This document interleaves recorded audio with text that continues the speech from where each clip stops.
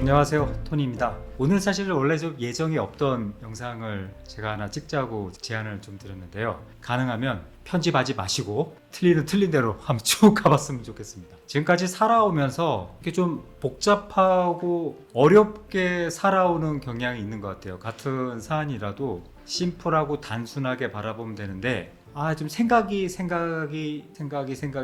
물고 물리면서 이제 복잡하고 어렵게 만드는 경향이 여러분들은 있으신가요? 저는 많습니다. 1차 방정식, 2차 방정식으로 끝나면 될 상황이나 삶을 나 혼자서 생각하고 소설 쓰고 드라마 쓰면서 3차, 4차 방정식으로 만드는 경우가 저 너무 많은데요. 대표적인 것이 이 리더십이라는 부분입니다.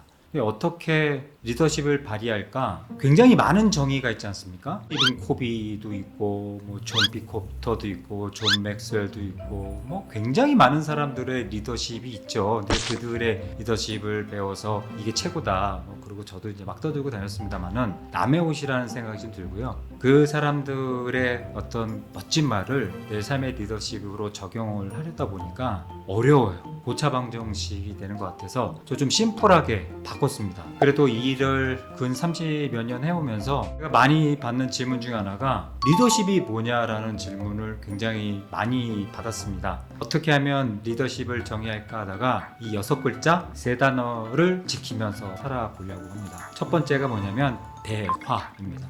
두 번째는 공감이고요.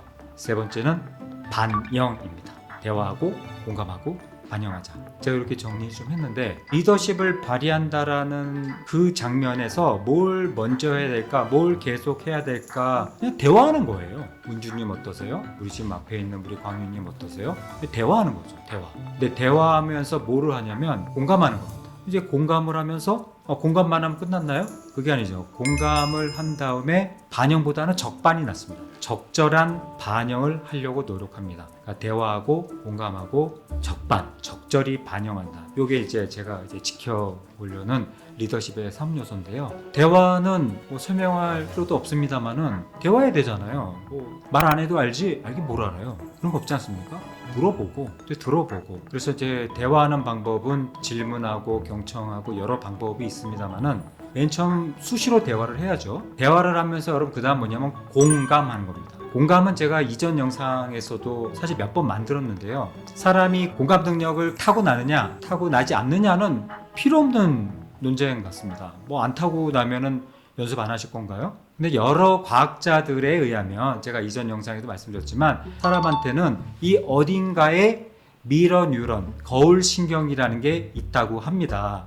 그래서 저 사람이 보이는 어떤 분위기, 감정을 뭘처럼 받아들여서 나도 이제 비슷하게 느끼는 공감. 그러니까 저 사람이 힘들고 어렵고 슬퍼 보이면 나도 좀 그런 경향이 있잖아요. 우리 거울 신경이 있다라고 해서 공감이 생긴다 말씀드렸는데, 자, 근데 여기서 중요한 거는 공감을 타고났습니다. 타고났는데 여러분 공감이라는 것은 굉장히 인지적이고 이성적인 과정이 반복이 돼야 되는 거 아닌가요? 그러니까 저 사람이 내가 막 정서적으로 감정적으로 다 동의를 못 하더라도 저 친구가 저런 상황에서 저런 사람들과 일을 하다 보니 저런 감정과 저런 생각을 가져서 이렇게 힘들겠구나라는 굉장히 인지적이고 이해적인 과정을 통해야 된다는 겁니다. 그래서 공감이 어려운 이유가 뭐냐면 어렸을 때 거울 신경으로 인해서 공감 능력을 갖고 태어났지만 그 다음에 연습을 해야 되는데 인지적인 연습을 해야 되지만 인지적인 연습을 여러 가지 사정으로 못하게 되는 겁니다. 돈도 없고 시간도 없고 건강도 안 좋고 여력이 없으면 우리가 공감을 하기가 어렵지 않습니까? 그래서 거울신경에 의해서 타고난 공감을 뒤에 인지적이고 이해하는 그 노력하는 연습이 부족하기 때문에 저는 공감 능력이 좀 떨어진다고 생각을 합니다. 그래서 아무래도 오늘 제 영상에서 가장 주는 또 공감인데요. 자, 그러면 공감은 저는 2가지 단계로 필요한 것 같아요. 첫 번째는 인지적 공감입니다. 두 번째는 정서적 공감입니다. 정서적 공감은 말할 나위 없이 똑같이 아파해 주는 거죠. 저 사람이 진짜 너무 아프구나. 나도 막 절절히 같이 아파해 주면 되는데 그게 말처럼 쉽지 않죠. 잘 안 되죠. 그 전에 인지적인 공감을 먼저 하자는 거죠. 저 사람이 저런 상황에서 저런 사람과 저런 말과 행동을 당하게 되니까 힘들겠구나라는 의도적으로 노력해주는 공감입니다. 이게 이제 인지적인 공감이 전부는 아니지만 이제 저와 비슷한 생각을 하신 분이 사실 굉장히 많았습니다. 최근에 제가 본 책 중에서 굉장히 자극적인 제목이었는데요. 제목은 공감 배신입니다. 공감이 배신했다는 겁니다. 지금 예일대학교에 계신 심리학과 교수이신 폴 블룸이라는 분이 쓰신 책인데 공감이 배신한다는 거죠.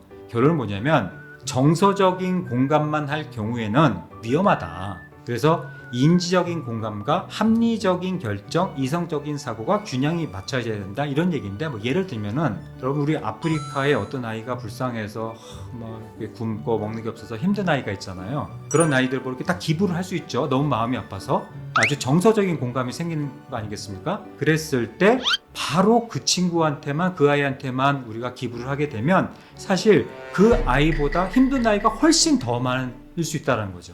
그래서 너무 정서적인 공감만 했을 때는 정말 공감이 필요한 다른 사람이나 다른 상황을 놓칠 수 있기 때문에 인지적인 공감과 정서적인 공감이 균형을 맞춰줘야 된다는 게 이 폴 블룸 교수의 주장이신데요. 저 상당히 동의가 좀 됩니다. 가장 바람직한 것은 공감할 때 저 사람이 아픈데 똑같이 아파해 주는 거죠. 근데 여러분 회사에서 특히 이게 가능한가요? 잘 안 되잖아요. 그래서 먼저 공감하실 때는 의도적으로, 여기서 중요한 단어는 의도적으로입니다. 가슴까지는 안 가더라도 인지적인 공감을 하도록 먼저 노력을 하세요. 그러다가 정서적인 공감까지 가면은 최고고, 근데 어떻게 뭐 마음 다 갈 수 있겠습니까? 그래서 인지적인 공감을 노력하시면서 정서적인 공감을 가도록 노력하는 것이 이 공감 단계에서 해야 될 부분입니다. 자, 다시 대화를 하셨어요. 그래서 공감을 해야 됩니다. 근데 공감은 전부 마음이 다 갈 수 있는 정서적인 공감이 아니라도 인지적인 공감이 필요해요. 자, 그 다음에 뭘 해줘야겠습니까? 공감만 해주면 되나요? 반영을 해줘야 됩니다.